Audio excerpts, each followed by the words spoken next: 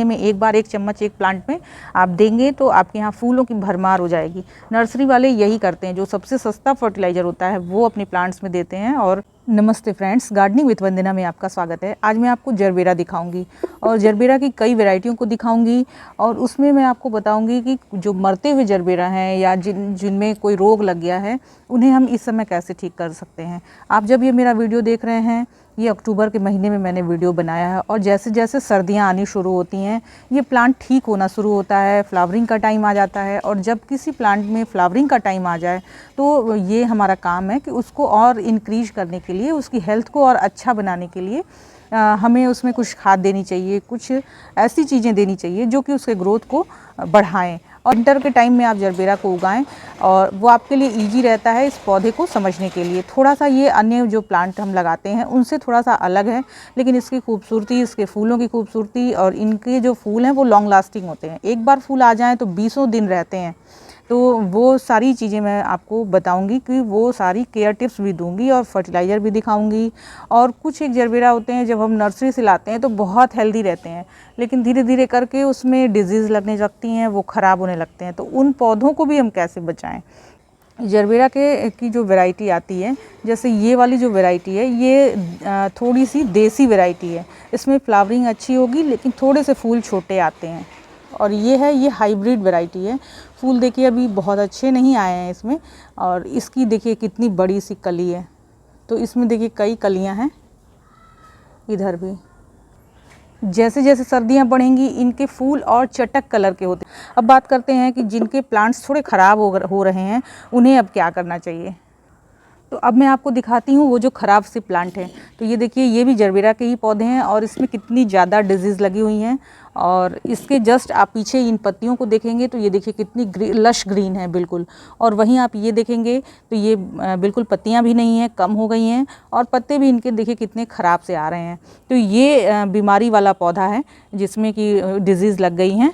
और ये आप इसके पीछे आप देखेंगे तो ये कितनी लश ग्रीन, बहुत अच्छी सी पत्तियां हैं, एकदम देखते ही अच्छा लगेगा आपको।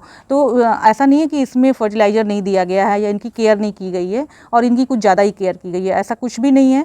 किसी प्लांट में डिजीज़ लग जाती हैं तो उसमें बहुत ज़्यादा परेशान होने की ज़रूरत नहीं है, उनका ट्रीटमेंट करने की ज़रूरत है। तो अब हम इनका ट्रीटमेंट कैसे करेंगे उसके बारे में ही हम बात करेंगे। तो अक्टूबर का महीना आपके यहाँ जो भी पौधे लगे हुए हैं उसमें थोड़ी थोड़ी खाद आप सब में दे दें। सितंबर में भी दिया जाता है, अगर कुछ पौधे रह गए हों तो आप अक्टूबर में भी दें।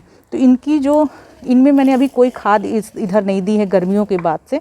और इनकी थोड़ी सी साफ़ सफाई करेंगे, थोड़ा सा इसमें फर्टिलाइज़र देंगे और कुछ इसमें ऐसी चीज़ें भी डालेंगे जिससे कि इनकी ग्रोथ अच्छी हो। और अभी देखिए ये बीमार पौधा है तो बहुत ज़्यादा हमें जो केमिकल फर्टिलाइज़र हैं उसको थोड़ा हमें कम देना है। तो ये जितने भी पत्ते हैं लगभग मैं सब हटा दूंगी। जितने भी सूखे पत्ते हैं, घास हैं, सब आप हटा दें।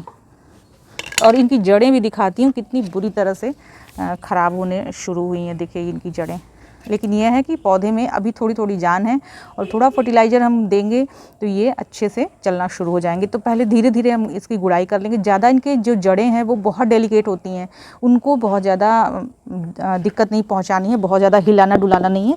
साइड से ही हम किसी खुरपी, पतली खुरपी से, जैसे देखिए इसका जो नोक है वो पतला है, नहीं कोई है तो आप इस तरह का चम्मच भी ले सकते हैं इनकी किनारे किनारे से ऐसे गुड़ाई करने के लिए।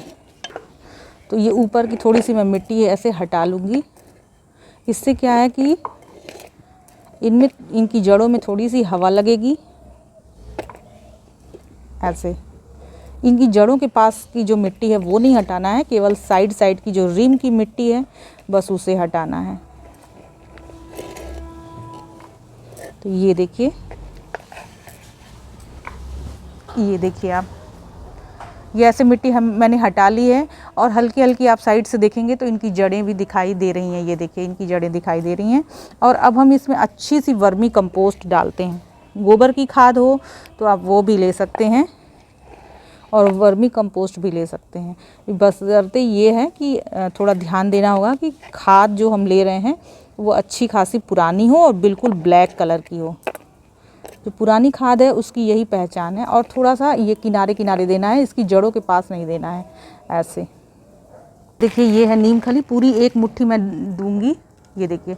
और गमले का भी जब आप सिलेक्शन करें इसके लिए, जो जरबेरा के पौधे हैं उनके लिए, तो थोड़ा सा छोटा ही पॉट लें शुरुआती दिनों में। जब प्लांट बड़े हो जाएं, बहुत बुशी हो जाएं, मल्टीप्लाई हो जाएं, तब आप दूसरे किसी भी तरह की दीजिए इनको। प्लांट देखिए 6 इंच का गमला है और बहुत ज़्यादा पानी आपको नहीं देना है। और ये मैंने देखिए वर्मी कंपोस्ट दिया, इसमें नीम खली एक मुट्ठी भर के दिया, ताकि किसी भी तरह का मिट्टी का फंगस हो तो वो ख़त्म हो जाए।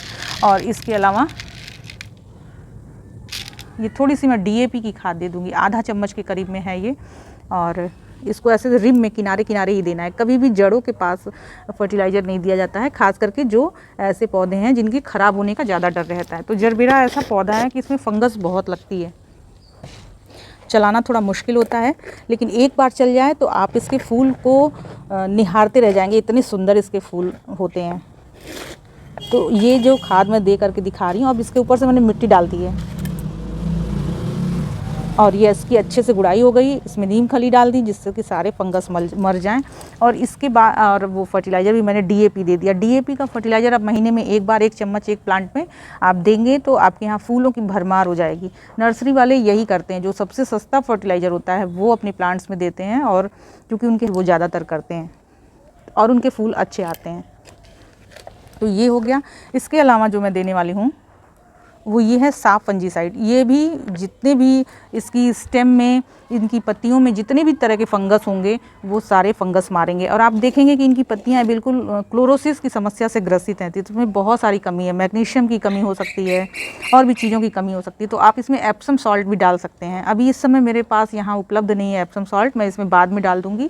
पर एप्सम सॉल्ट भी आप महीने में एक बार 1-1 चम्मच आप अपने सभी प्लांट्स में, जो ये लीफ वाले प्लांट हैं उसमें आप डाल देंगे, तो ये जो बहुत लश ग्रीन वाले जो पत्ते होते हैं, ये वाले इस तरह के, वो ऐसे पत्ते आने लगेंगे। तो ये सारे पत्ते जितने भी ख़राब पत्ते हैं वो नहीं, सब सही हो जाएंगे। तो इसमें मैं अभी डालूँगी और ये फंजीसाइड पाउडर को मैं घोल के डालूँगी। और एक माइक्रो न्यूट्रिएंट भी मैं डालूँगी, ये देखिए सागरिका है, इसको भी डालते हैं। तो इसमें जितने भी तरह की जो कमियाँ हैं वो पूरी फुलफ़िल हो जाएंगी। थोड़ा सा मैं इसमें साफ़ मिलाऊँगी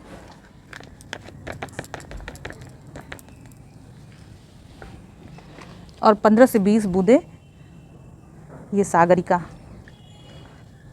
ये सीवीड फर्टिलाइज़र है और ये इस तरह के प्लांट में बहुत अच्छा काम करता है। प्योर ऑर्गेनिक होता है ये फर्टिलाइज़र, आप किसी भी प्लांट में दे सकते हैं जिनमें आपको लग रहा हो कि इस तरह से वाइट पत्तियां आ रही हैं, इन सब में देंगे। और इसे मैं अच्छे से घोल लूँगी और थोड़ा सा इसकी जड़ के ऊपर भी डाल देंगे, ताकि किसी भी तरह का, पत्तियों पे भी डाल दें ताकि किसी तरह का पत्तियों में भी डिजीज़ फंगस लगी हुई हो तो ख़त्म हो जाए। देखिए आधा ही मैंने डाला हुआ है और आधा इस वाले प्लांट के लिए बचाया हुआ है, इसमें भी सेम यही काम मैं करने वाली हूँ। तो ये 2 प्लांट मेरे थोड़े से गड़बड़ चल रहे हैं, इनका ट्रीटमेंट मैंने कर दिया है और आगे आने वाली वीडियोज़ में आप देखिएगा कि ये कैसे इसमें सुधार होता है, नई पत्तियाँ आती हैं। गमले पहचान लीजिए आप, और फिर मिलते हैं किसी नई वीडियो में। और ये प्लांट ज़रूर ठीक हो जाएंगे और कोई भी तरह की दिक्कत नहीं है, क्योंकि अब इनका अच्छा मौसम आ गया है। तो बेसिकली ये भी डिपेंड करता है कि आप जब इनका इलाज कर रहे हैं, इसमें खाद दे रहे हैं, तो इनके मौसम इनके अनुकूल है कि नहीं है। तो विंटर के टाइम में जरबेरा के पौधे में बहुत अच्छी फ्लावरिंग होती है और बहुत अच्छे चलते हैं, और शेड लविंग प्लांट हैं ये। बहुत ज़्यादा तेज़ धूप में रखेंगे तो एकदम पत्ते एकदम ऐसे मुरझा जाएंगे और कोई फ्लावरिंग नहीं होगी। इनको छन करके धूप मिलती रहे, और विंटर के टाइम में 1-8 घंटे सुबह की धूप 1-2 घंटे मिलती रहे, तो ये बहुत अच्छी फ्लावरिंग करेंगे। और गर्मियों के दिनों में इनको शेड में रखना चाहिए जहाँ की ब्राइट लाइट आती हो।